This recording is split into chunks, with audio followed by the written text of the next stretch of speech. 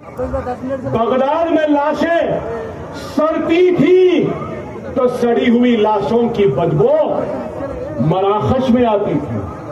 मतलब दिल्ली में लाश है तो लाहौर में उसकी बदबू आती। लेकिन क्या इस्लाम खत्म हुआ? में तैयार है तो खरीद ले। मैं सलाहुद्दीन अय्यूबी के खिलाफ लड़कर बैतुल मुक़द्दस को आजाद करना चाहता।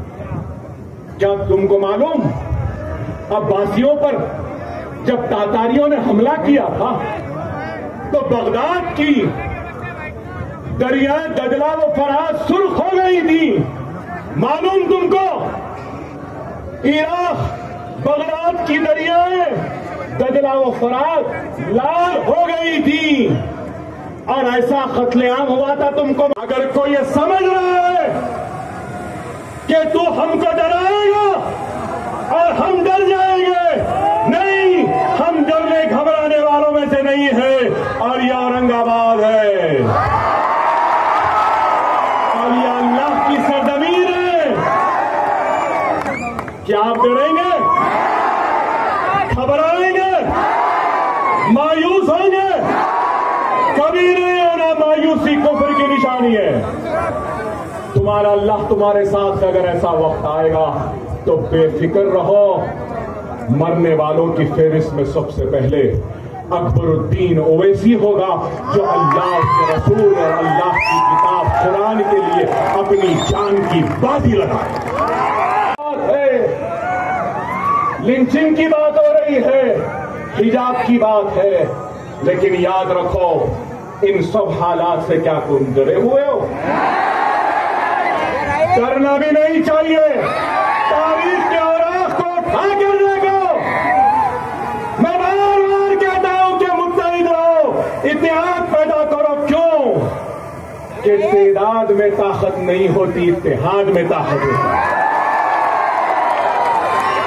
313 थे, इत्तेहाद था। 40 थे तो इत्तेहाद था। 30 थे तो इत्तेहाद था। बैतुल मुक़द्दस को सलाहुद्दीन अय्यूबी ने हासिल किया तो इत्तेहाद था। ना? जब हमने इस बात को याद रखना, बैतुल मुक़द्दस जब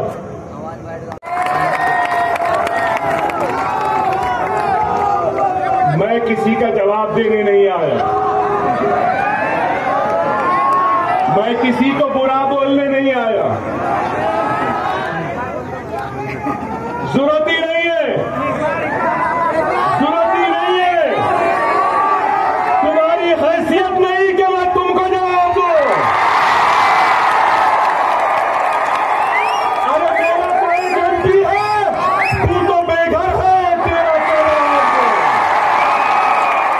तू तो गुमराह है, तू तो नाखलफ है, घर से निकाला गया था, तेरा क्या जवाब? मैं क्या जवाब दूं? दूंगा जवाब जरूर। आऊंगा एक दिन फिर आम खास मैदान में, बहुत जल्दी आऊंगा। अकबरुद्दीन ओवैसी लड़ेगा अपनी पसंद के मुकाम पे, अपनी पसंद के वक्त लड़ेगा। तुम्हारी पसंद के मुकाम पे नहीं, तुम्हारे पसंद के वक्त नहीं। वक्त मैं तय करूंगा, मुकाम मैं तय करूंगा। हथियार भी। क्या आप डरे हुए हैं? क्या घबराए हुए हैं? यही बात है, आपने कुछ नहीं कहा। अरे आज इस मुल्क में नफरत की बातें की जा रही है, लेकिन अकबरुद्दीन ओवैसी नफरत का जवाब नफरत से नहीं, मोहब्बत से देगा। उड़बान कमर क्या डरता है, फिर देख खुदा क्या करता है। ये दुनिया आखिर फानी है और जान भी एक दिन जानी है। ये दुनिया आखिर फानी है और जान भी एक दिन जानी है। फिर तुझको क्यों है कर डाल जो दिल में ठानी है, जब हिम्मत की जौलानी है तो पत्थर भी फिर पानी है, उड़बान कमर क्या डरता है। अरे आज मुझे मेरे बचपन की एक नज़म याद आती आज के हालात पर। मैं जानता हूं आप क्या सुनना चाहते हैं, उनके लिए कहूंगा। मैं जानता हूं आप चाय के बारे में सुनना चाहते हैं। आप कड़क चाय, नरम चाय, चाय पीछे चाय का पानी, चाय का चूल्हा, चाय का चूल्हा, चाय चाय चाय चाय। ठीक है, आएंगे जब आएंगे चाय जरूर ना शर्माएंगे। अब ये सुनो क्या लिखने वाली हाली की नज़म है। मौजूदा हालात पे क्या जबरदस्त चुस्ती है। सुनो, अगर कौम की खिदमत करता है एहसान तू किस पर धरता है। अगर कौम की खिदमत करता है एहसान तो किस पर धरता है। क्यों गैरों का दम भरता है, क्यों खौफ के मारे मरता है। उड़बान कमर क्या डरता है, फिर देख खुदा क्या करता है। जो उम्र मुफ्त में गुजरेगी वो आखिर को पछताएगा, कुछ बैठे हाथ ना आएगा। जो ढूंढेगा वो पाएगा, तू कब तक देर लगाए, ये वक्त भी आखिर जाएगा। उड़बान कमर क्या डरता है, फिर देख खुदा क्या करता है। जो मौका पाकर खोएगा वो अश्कों से मुंह धोएगा। जो सोएगा वो रोएगा और काटेगा जो बोएगा। तो गाफिल कब तक सोएगा, जो होना होगा होएगा। देखते भी ना, फोन का बिल भी आता है ना, फिर भी गरीब हो। चाय पीते ना रोज, 5 सिगरेट भी पीते होंगे, 5 शीशा भी पीते हैं। अरे बाबा, आपके रोजमर्रा के शौक में शाहरुख खान का फिल्म भी देखते हैं, सलमान का फिल्म भी देखते हैं, चाय भी पीते हैं। अरे रोजाना अगर यहां ठहरे लोग अपने रोजाना के खर्चे में से अगर 1 रुपया निकाल देंगे, कितना मजमा है? करीब कितना है मजमा? एक 25,000 का मजमा, 20-25 हजार। चले 20,000 ही ले लेते। चलो अगर यहां से हर उठने वाला शख्स अगर ये तय कर ले कि मैं रोजाना अपने खर्चे में से 1 रुपया निकालूंगा, तो कितने पैसे बन गए भाई दिन को? 20,000 महीने को, 6 लाख साल को, 72 लाख।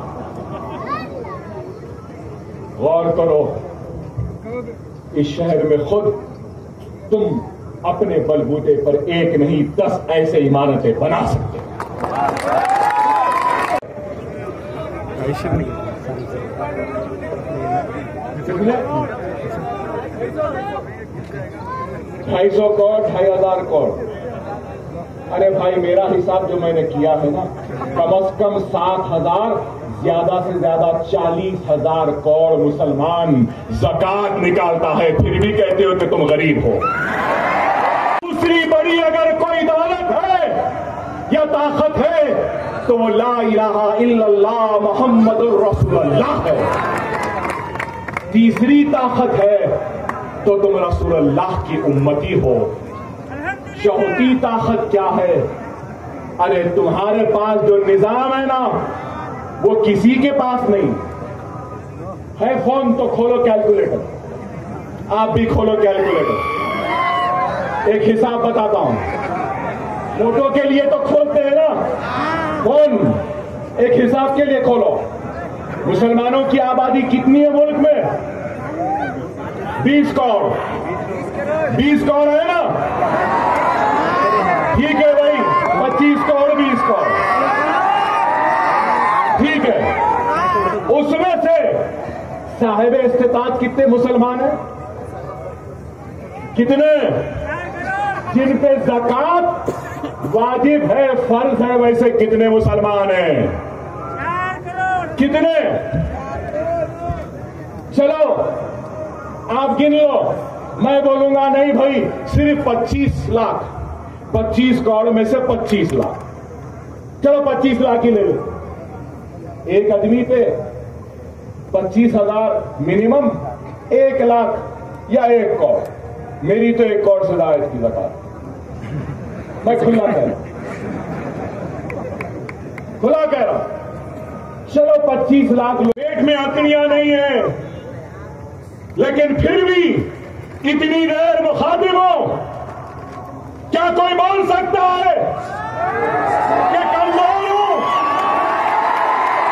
अरे यही बताना चाहता हूं।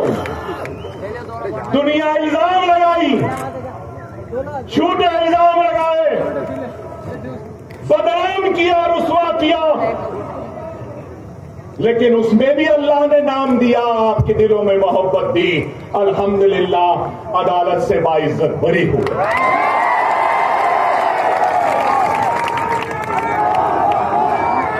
अल्लाह का शुक्र है, जब भी गोलियां लगी तो लोग समझे मेरी जिंदगी ऐसी है।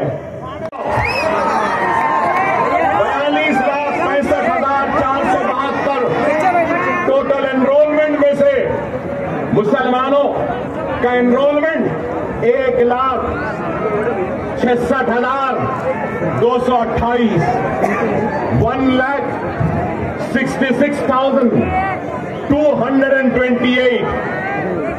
आप गौर करो, अगर हम टोटल एनरोलमेंट में मुसलमानों के एनरोलमेंट का अगर हम परसेंटेज निकालते हैं तो क्या परसेंटेज है हमारा, बताइए। जज्बाती तकारीर, जज्बाती नारों या फिर चीखने या चिल्लाने से कुछ नहीं होगा। हम हालात का मुकाबला अगर कर सकते हैं तो याद रखो, इल्म से कर सकते हैं, इल्म की दौलत से कर सकते हैं, इल्म की ताकत से कर सकते हैं। तो दूसरा, अगर हम इन हालात का मुकाबला कर सकते हैं तो सिर्फ और सिर्फ अपने इत्तेहाद के जरिए इन हालात का मुकाबला कर सकते हैं। अगर आज हम देखते हैं all India survey of higher education 2019 and 20 की रिपोर्ट को अगर हम देखते हैं तो टोटल मुस्लिम स्टूडेंट हम देंगे। मुश्तइल होने की जरूरत नहीं है, जज्बात में आने की जरूरत नहीं है, कानून को अपने हाथ में लेने की जरूरत नहीं है। बेफिक्र रहो। नफरत करने वाले 40% वोट तो ले लिए, लेकिन वो भूल गए कि 60% आज भी इनके साथ नहीं है, वो हमारे साथ। आएगा हर एक का जवाल, हर एक का जवाल आता आएगा। खुदारा नौजवानों से कहूंगा कि जो भी होने दो, जो भी का छोड़ो, मैं तो कहूंगा जो भी कुत्ता जैसा भी भौंकता है भौंक लो, जो भी ब्रीड का जैसा भी भौंकता है भौंकने दो। कुत्तों का काम भौंकना, शेरों का काम खामोश चला जाना। बस भौंकने दो, जरूरत नहीं है। वक्त और हालात की नजाकत को समझो, उनके जाल में फंसना नहीं। वो जाल बुन रहे हैं, तुमको फंसाना चाहते हैं, तुम फंसना नहीं। खामोश रहो, जो बोलता है बोलने दो, मुस्कुराओ और चले जाओ, हम देंगे। मुश्तइल होने की जरूरत नहीं है, जज्बात में आने की जरूरत नहीं है, कानून को अपने हाथ में लेने की जरूरत नहीं है। बेफिक्र रहो। नफरत करने वाले 40% वोट तो ले लिए, लेकिन वो भूल गए कि 60% आज भी इनके साथ नहीं है, वो हमारे साथ। आएगा हर एक का जवाल, हर एक का जवाल आता आएगा। खुदारा नौजवानों से कहूंगा कि जो भी होने दो, जो भी का छोड़ो, मैं तो कहूंगा जो भी कुत्ता जैसा भी भौंकता है भौंक ले, जो भी ब्रीड का जैसा भी भौंकता है भौंकने दो। कुत्तों का काम भौंकना, शेरों का काम खामोश चला जाना। बस भौंकने दो, जरूरत नहीं। वक्त और हालात की नजाकत को समझो, उनके जाल में फंसना नहीं। वो जाल बुन रहे हैं, तुमको फंसाना चाहते हैं, तुम फंसना नहीं। खामोश रहो, जो बोलता है बोलने दो, मुस्कुराओ और चले जाओ।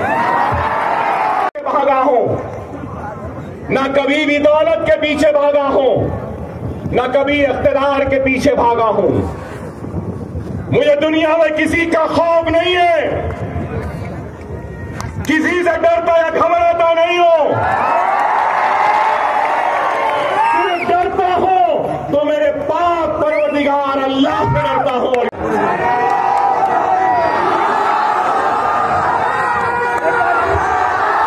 ये दिल बड़ा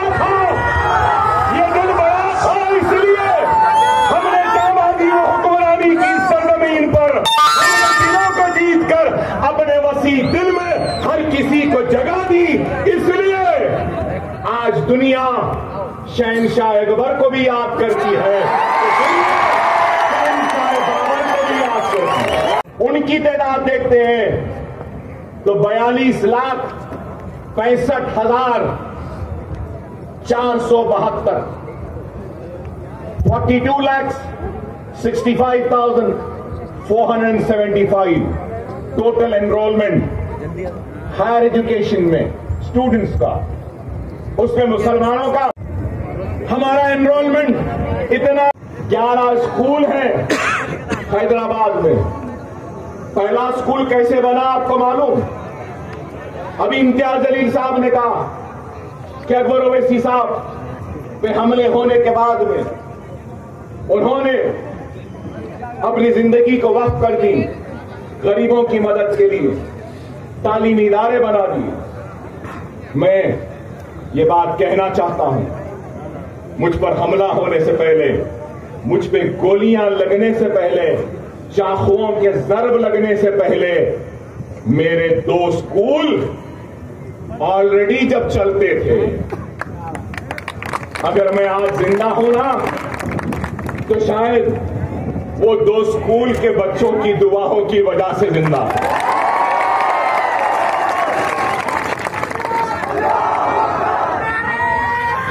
मैंने अपने पहले